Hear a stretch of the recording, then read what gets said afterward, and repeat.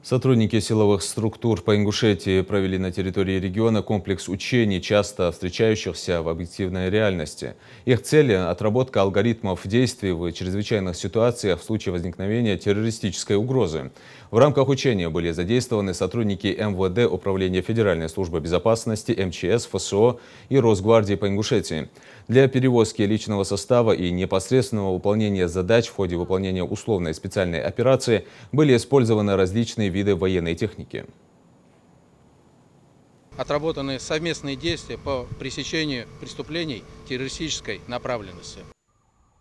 Сценарий учений включал в себя ряд критических инцидентов, требующих немедленного реагирования со стороны силовых структур. Среди них обстрел поста ППС, попытка захвата учебного заведения, закладка самодельного взрывного устройства.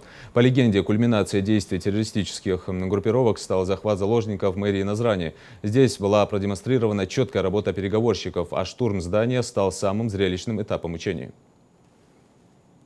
Учения направлены на выявление, пресечение, предотвращение различных негативных сценариев.